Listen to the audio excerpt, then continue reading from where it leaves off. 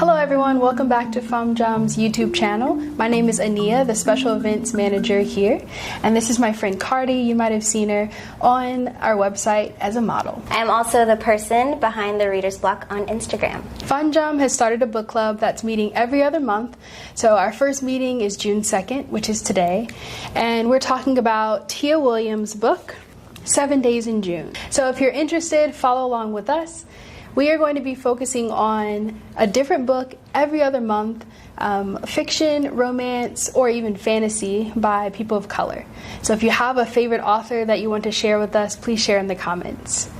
I am a big fan of second chance love novels. I found it out recently, but I'm just really excited to just talk about this book and ask some questions. We follow Eva and Shane, two writers with complicated pasts, as they navigate a whole new world of second chances, love, forgiveness, following their own creative passions, and yeah, that's about it. Cardi, what did you think about the novel overall?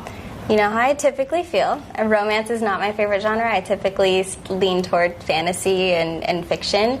But I actually really loved the story. I think a lot of times I stray away from romance stories because I feel like we get a lot of non-layered characters or kind of fabricated or like overly articulated complexities and a lot of miscommunication, but I feel like the characters were very realistic in this book.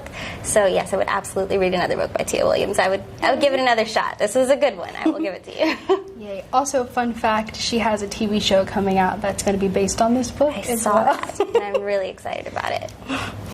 So with me not being an avid fan of romance, I loved that there were other relationships emphasized in the book. We got to talk about platonic love and more familial love. Did you find yourself more drawn to any of the other storylines in the book?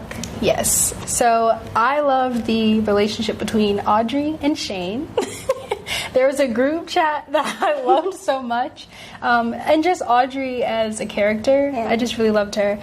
Also, I enjoyed getting to know Lizette, even though we didn't get we got a little bit of her from the past, but then we get like pockets of her when they have conversations, when Eva has conversations with her over the phone. And I like I'm going to call it the delusional relationship between Audrey and Lizette as her grandmother, because she doesn't actually know her. She only knows the lies, or let's say the version of her that was crafted, I think, by Eva when she tries to kind of create a relationship between her mother and her daughter that maybe she didn't have to keep her daughter safe. So without them actually talking. Correct. Which is really interesting. I also loved Ty's relationship. Ty's relationship to Shane as well, and just how Shane took all of his students, even if he left to go to a different state, he still kept in contact with them, or at least called them or texted them once or twice a week.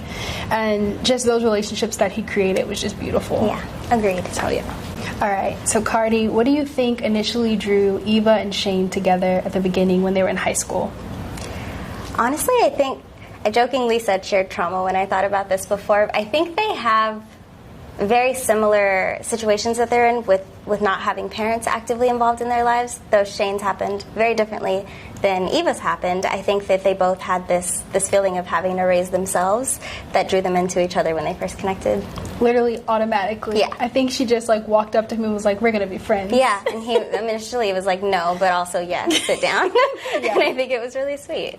So we get to learn a lot about Eva and Shane through flashbacks and how they first connected and when they met. And we find out that even when they separated, they kept up with each other over the years from a distance.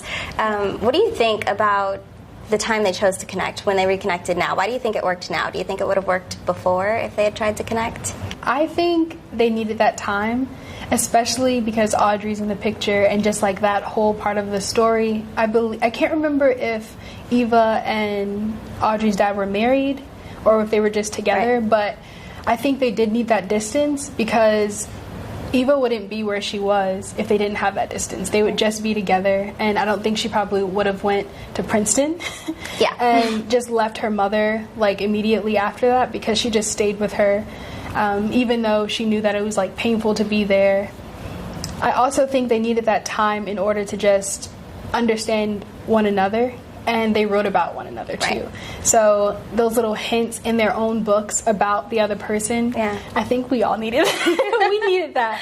So I think they needed that distance. And then even when they come together, spoilers, but even when they connect at the end, I still, even though I've read the book like 2 years ago, I still was like, wait, they do end up together, right? Yeah. Because they waited until the last Tia waited until the last like few pages in the epilogue. I know. Yeah, I didn't know if it was going to happen. I read it and I was like, okay, so this is cool. They don't end up together. What a cool spin on it. And then, but I'm glad that they did. I was happy. It was rewarding. It was a good payoff. So I was like, I like happy endings. So, but I enjoyed how it ended.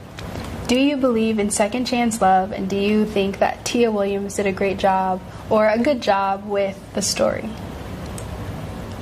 Yeah, I do. I think it's easy sometimes to romanticize the past, but I think that if you are able to step apart, grow on your own, figure out who you are, and then come back together as a different version of yourself and reconnect, and it still feels natural, then maybe it's supposed to be. Maybe it is. Yeah.